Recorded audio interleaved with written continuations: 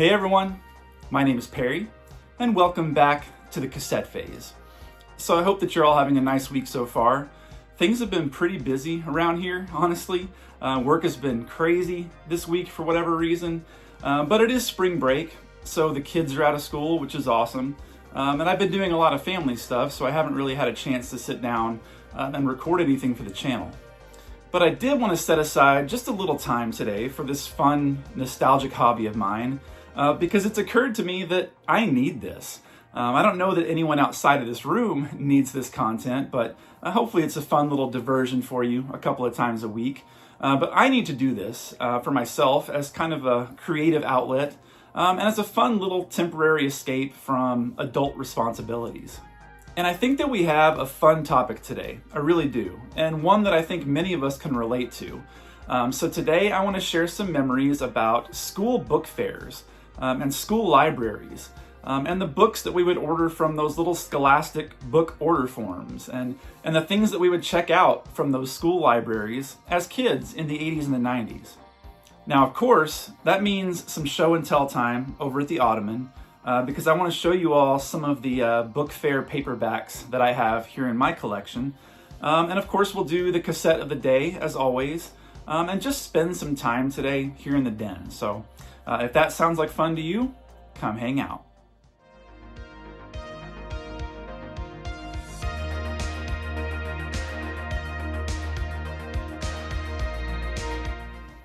Let's start off with just a little bit of history here. So book fairs, or more specifically Scholastic book fairs, those actually started back in the 80s. And they kind of revolutionized the way that books were marketed to kids.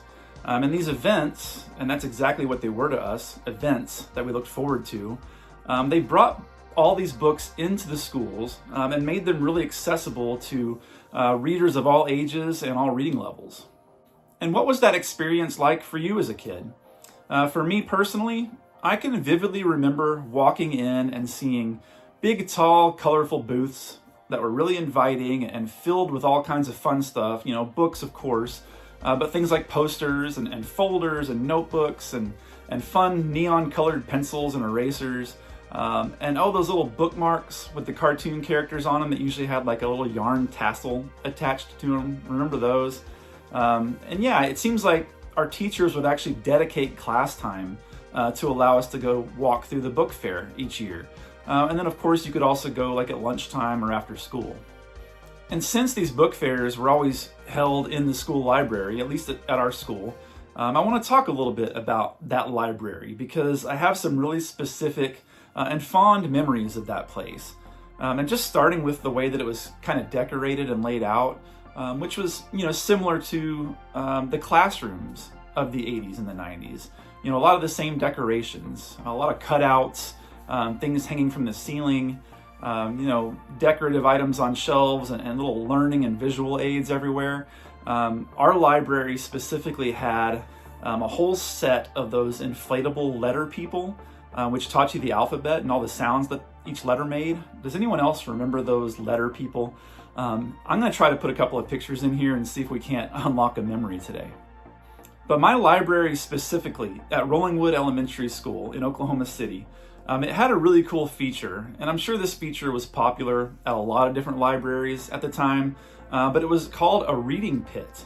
And it was just this area at the back of the library where the floor actually sunk down a couple of tiers, and you could actually climb down in there and sit and read a book or listen to the librarian read a story to you. And it was all carpeted, so we would all get down in there and get comfortable and just take in a good story. Did anyone else's library have a reading pit?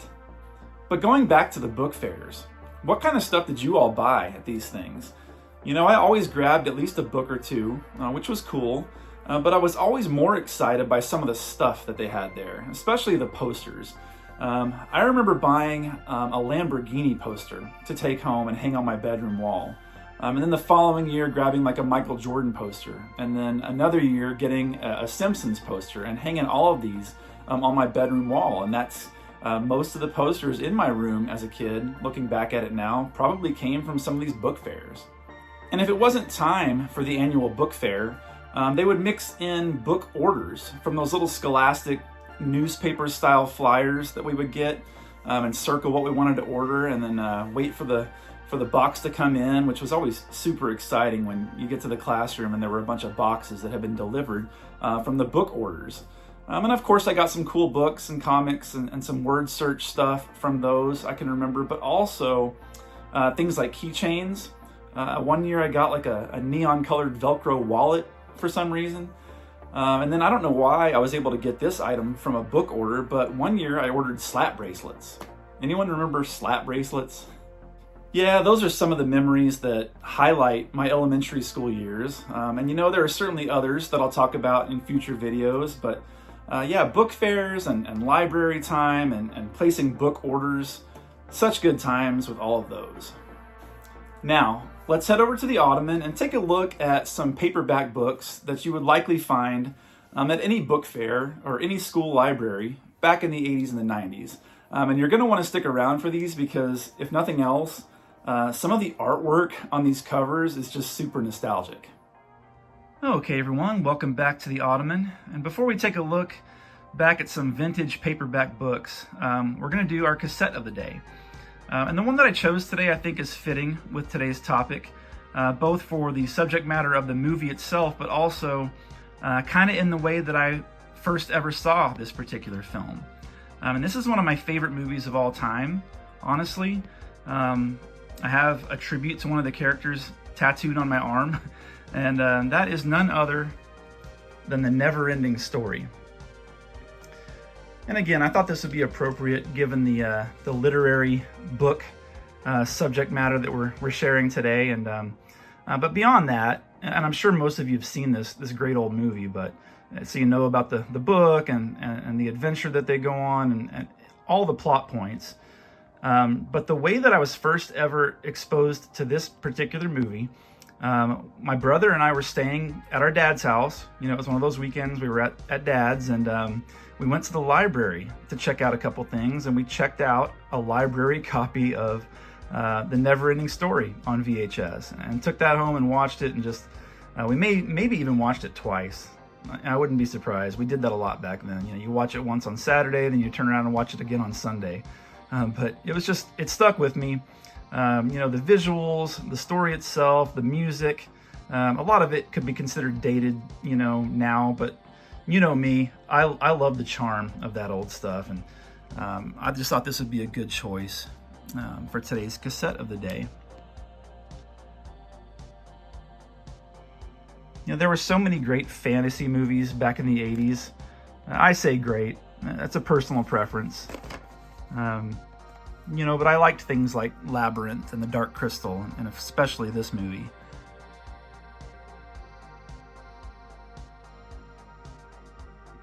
And I have a clamshell copy of this as well.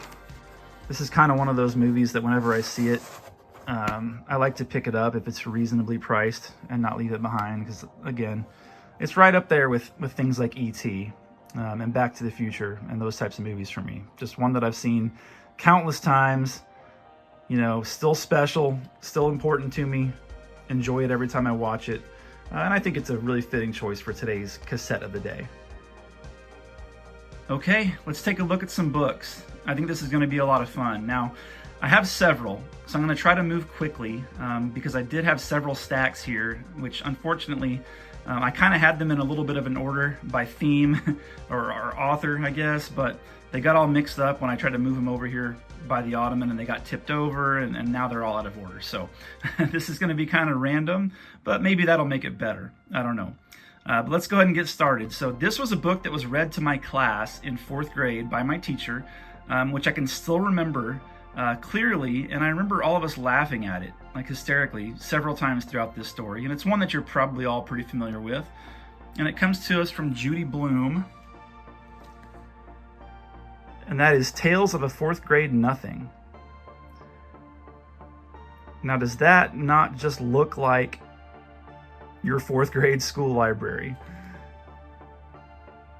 Your elementary school book fair.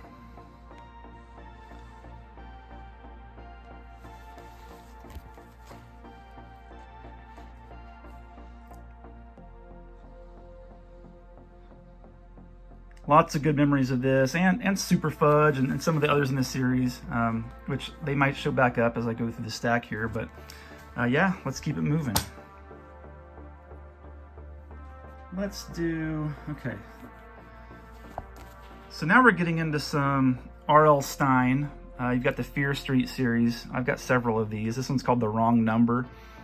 Now this was one that was more like, you got a little bit older and maybe you wanted to read something that you thought was quote unquote scary, which none of them actually really were, but you know, they were all quick, easy reads. They kind of made you want to keep going.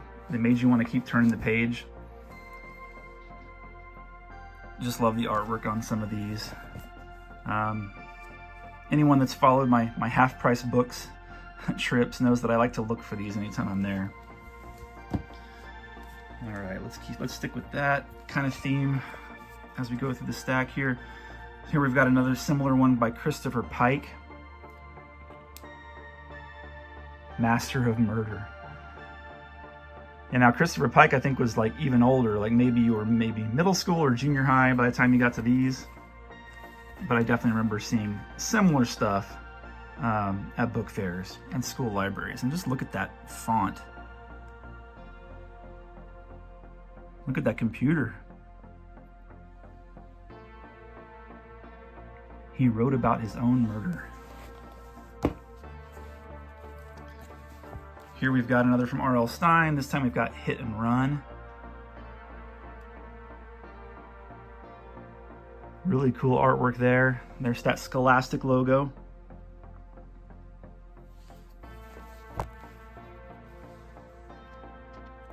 License to Drive, License to Kill. Now look, you've got a character named Winks. You got Eddie, Scott, and Cassie, but you've got Winks. Wasn't there always like back in the 80s and the 90s, wasn't there always a character that had kind of a unique name like that? Seems like it. Sticking with R.L. Stine, here we've got The Babysitter.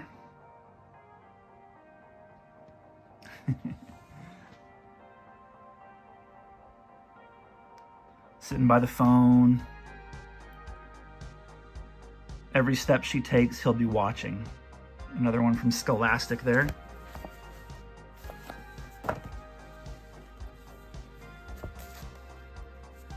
Here we've got Fear Street series from R.L. Stine. We've got Cheerleaders, The Second Evil. I think this was a sequel to another book that I have here coming up next.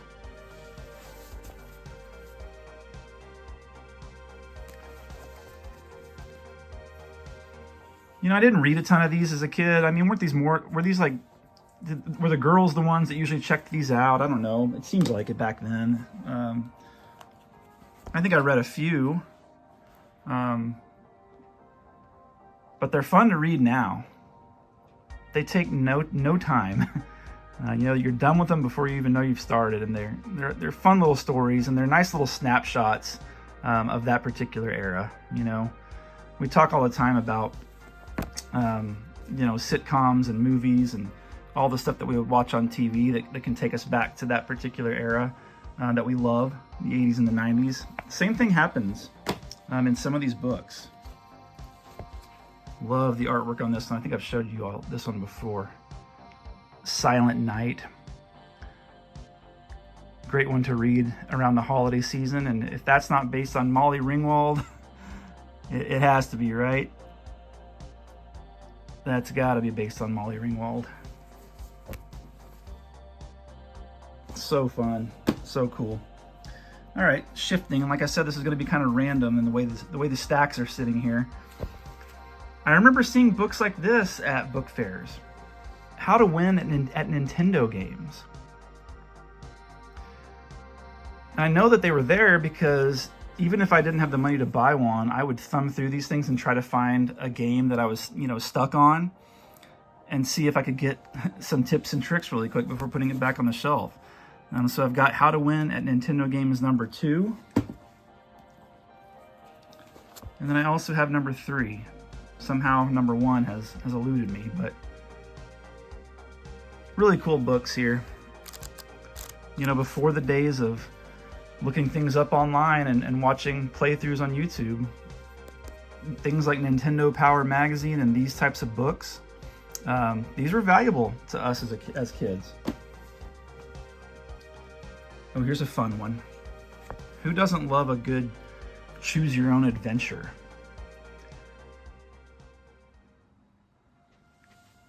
Something about seeing that cover art format that they all had is just so nostalgic.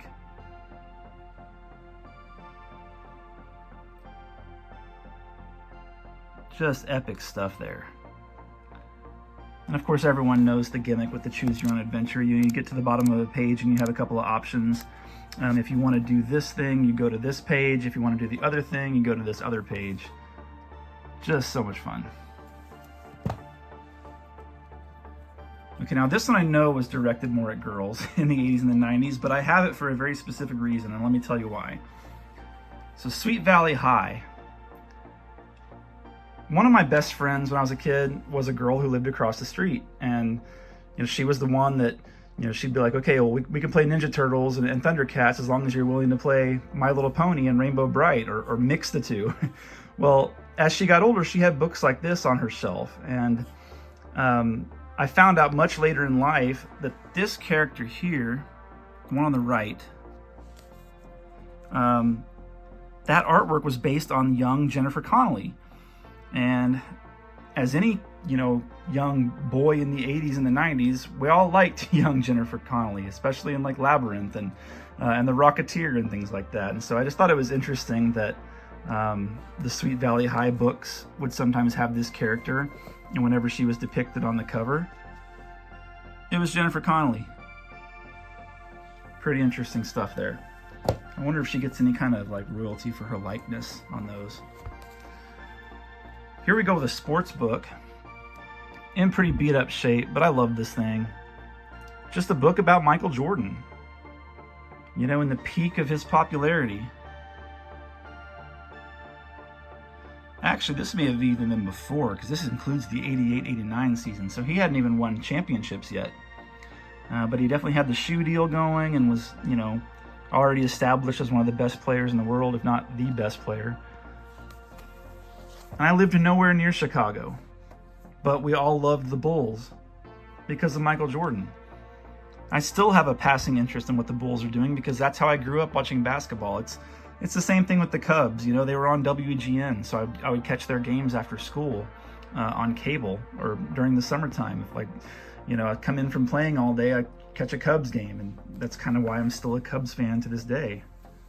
Really cool book there.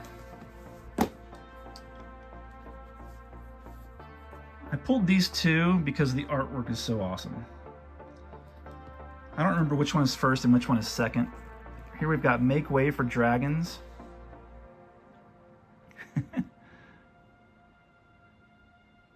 I mean, the skateboard, what is that, an alien or a lizard? I guess maybe a dragon, I don't know. I'm actually going to read these. I'm looking forward to it too. I have that one, and this is also from the same series. Human Beware. And look at the art on that one.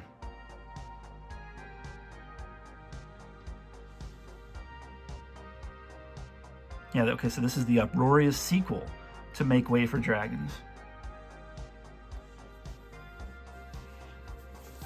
You guys know my to be read is lengthy, but every once in a while I like to mix in, a cheesy little 80s or 90s fantasy or sci-fi story in the mix. All right, we talked about Judy Blume. We have to talk about Beverly Cleary, right? And sorry I couldn't get the Half Price Book sticker off of there without ruining the cover, but still cool. Ramona and Her Mother is one that I actually read on a road trip when I was a kid. I sat in the back seat, by the light that was coming in, the sunlight coming in through the back window, and read this entire book. And, we also had others from this series read to us at school. These were always really popular. The Ramona character. The next episode that I do of forgotten television shows from the 80s and the 90s, I'm going to talk about the Ramona television show that I think came on PBS, and the memories that I have of that show and that great old theme song. Also have to say, I apologize if any of the audio is being picked up. My neighbors are having their their yard done right now, and they're out there with the leaf blowers, so I hope that's not coming through, but if it is, I apologize. Here's another book that we read at school. Really great story here, Mrs. Frisbee and the Rats of Nim. If you ever saw the movie, is it The Secret of Nim? I think is what they called the adaptation, the movie adaptation. Really cool Don Bluth animated film from the 80s. Pretty sure it was loosely based on these characters. In fact, I know it was based on these characters. I don't know if it followed the story. It's been a long time since I've read this, but we used to have tables in our library that would have the award winners. You know, they have this little seal. What is it, like the Caldecott or the Newbery or whatever it was. And that way we could pick from the best books of that year, you know, the ones that won these awards, and this was one of those. Here's one that you knew had to be somewhere in the stack, and that's more from R.L. Stine, but this time we've got Goosebumps.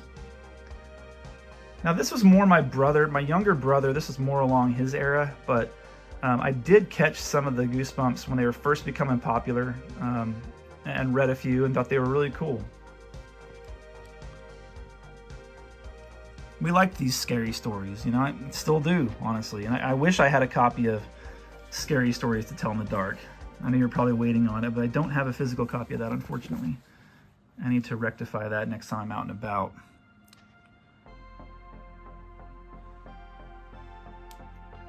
Pretty sure they're still making Goosebumps books, but I always like to find the vintage ones with the little raised bumps on the title. Awesome stuff there. More of the same. Another Goosebumps. This time we've got Say Cheese and Die. I think that's one of the more iconic covers. I think a lot of us read this one back in the day. This might be a good little summer read, you know, a little palate cleanser in between, you know, a couple longer books. Looks like they're having an evil barbecue here, a little, you know, evil backyard cookout.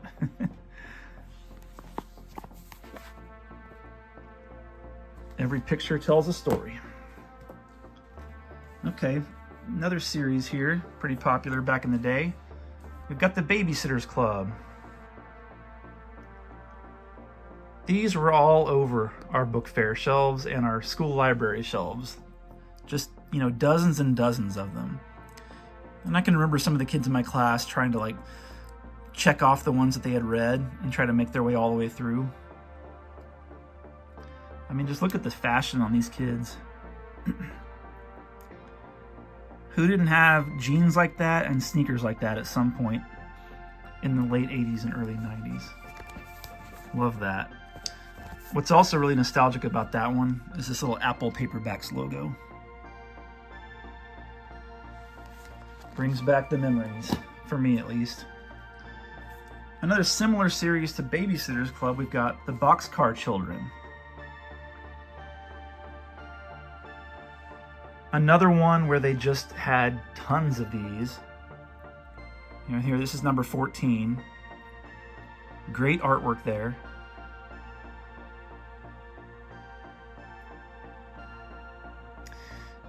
Anytime I see a treehouse set up like this, it just, you know, and I'm probably going to save this for a full video, but I've got like what I kind of consider my nostalgic bucket list of experiences that I want to have that are based around nostalgia that I haven't experienced. And one of them is to find an old treehouse like this, if they still exist anywhere.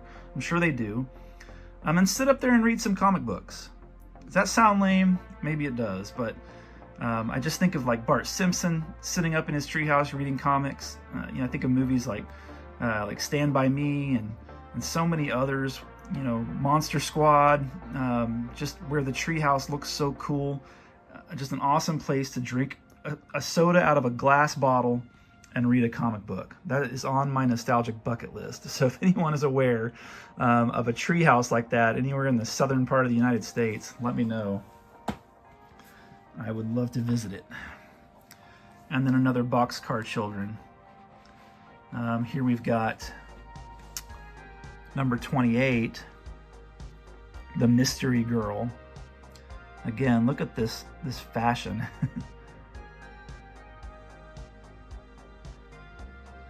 definitely captures a very specific moment in time, does it not?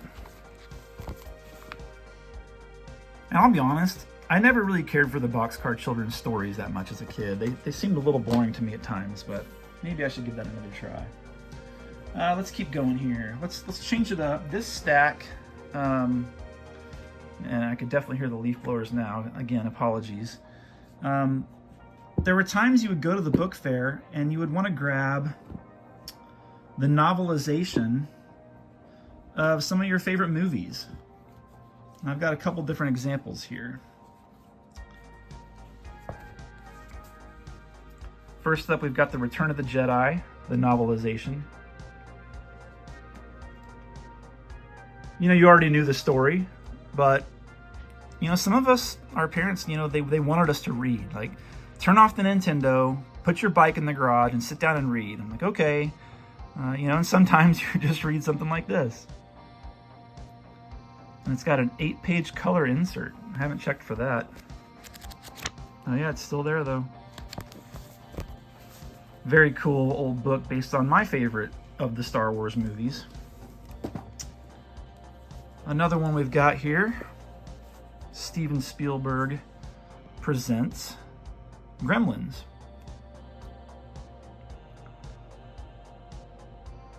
Just awesome.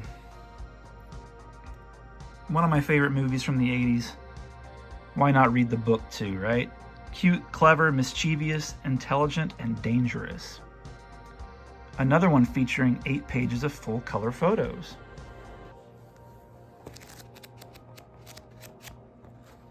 Still intact. Pretty awesome. And then, as you guys know, my favorite movie of all time, so I have 2 copies of this. We've got E.T., the novel. We've got that version, and we've got that version.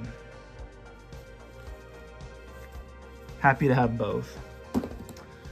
All right, we're making our way through this. I'm going to start speeding up because some of these we've already talked about these series a little bit. So we've got another one from Beverly Cleary. This time we've got Ramona and her father.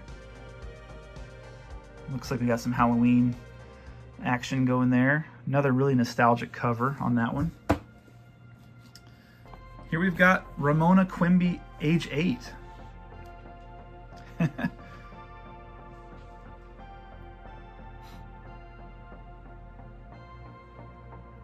The colors, the fonts, the artwork, all of it just hits you right in the nostalgic feels, does it not? All right, we've got Judy Blume here, another really popular one from her. Are You There, God? It's Me, Margaret.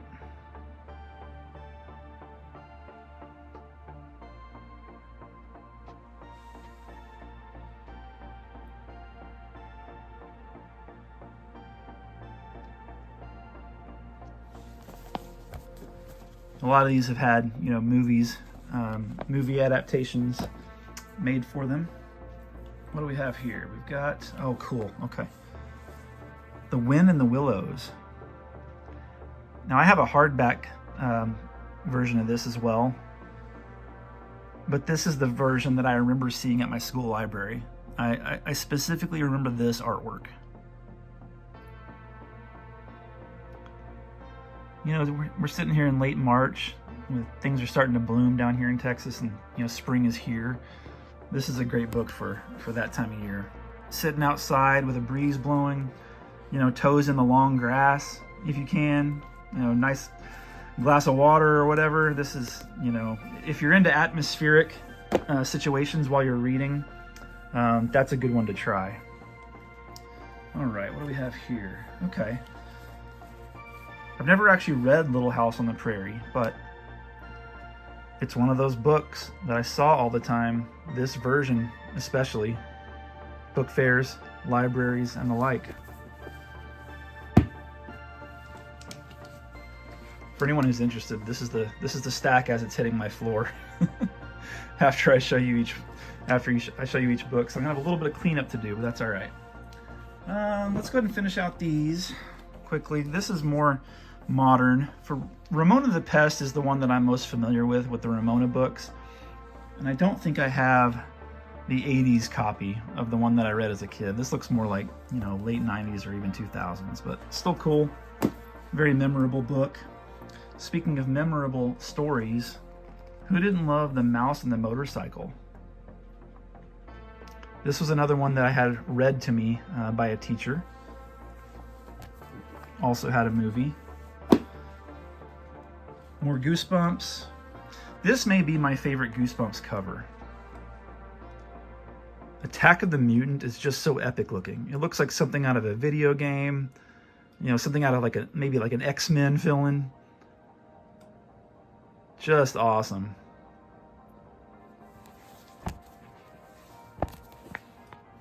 Couldn't tell you a thing about the story. I don't remember, but I definitely remember that cover. More Boxcar Children. This time we've got, oh, an early one here, number 3, The Yellow House Mystery. Look at the adventures these kids are going on. Solving mysteries in the neighborhood, isn't that what it's all about? And then for whatever reason, I have a second copy of Ramona and Her Father. Let's see, I've got, okay, here's some award winners, like I mentioned before. I already showed you one version of this one, but I like this one even better. Mrs. Frisbee and the Rats of Nim. There we go with the little metal seal that shows that it won the award or was a nominee or whatever. Another great one that I loved reading as a kid, My Side of the Mountain. Pretty sure I got this from a book order back in the day. Obviously not this exact copy, that came from 50-cent clearance at Half Price Books. But really good shape. I recognized the cover immediately when I saw it. And then we've got some really good books here, you know. We've got The Giver by Lois Lowry.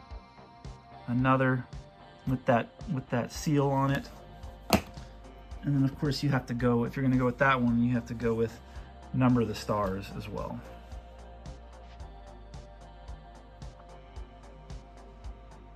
You know, you want to talk about feeling old. My daughter has started reading some of these in school.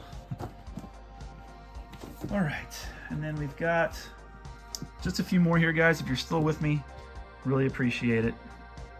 I remember maybe like 5th grade, I was getting older. I started seeking out the books and novels that were based on comics, because I think when I first started going to book fairs, I could actually get comics. Like they would bring in a spinner rack and you could actually get real comic books, but that kind of went away. But instead you would buy, you know, the novel. So I've got a couple of X-Men and Avengers books here. Really cool, really 90s.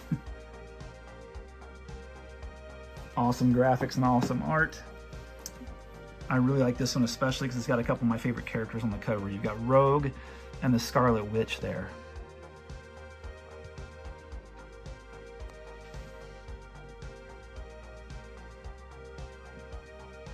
Of course, Cyclops mixed in there in the back.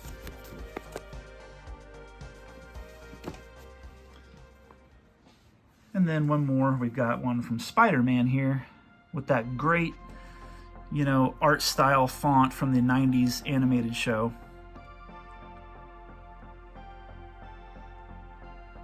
Carnage in New York.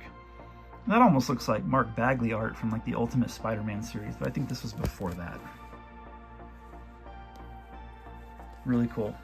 All right, and I've got a small little stack of, I mentioned comics and things you would find on spinner racks. We've got a few of these small little books that had like little cartoon comic strips in them, which I always liked. And I always grab these when I see them. We've got Heathcliff. And these are not long, but you know, they're just full of little newspaper comic strips. Another one from Heathcliff. Heathcliff and the Good Life. And these were before the cartoon, I believe.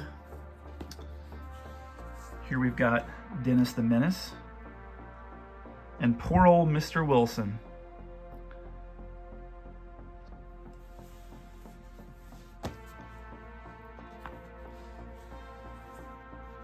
Big fan of Calvin and Hobbes. I think I've mentioned on the channel before that I try to read at least one Calvin and Hobbes comic strip a day.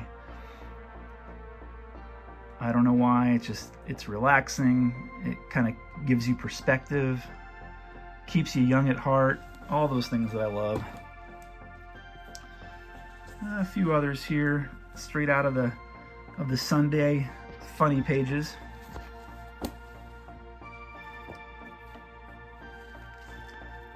Hi and Lois, Up Too Late. And then last but not least, or maybe least, more Hi and Lois with Sleep Busters. So that's it, guys. We went through a lot of books, but hopefully you weren't bored. I had a good time, so thanks for hanging out. And there we are. So I hope that you all enjoyed this little literary trip down memory lane. And if you did, consider subscribing if you're new around here. And if you're a regular here at the Cassette Phase, please drop a like so we can continue to grow our little community. But for now, and as always, relax, enjoy life, and be kind. We'll see you in the next one.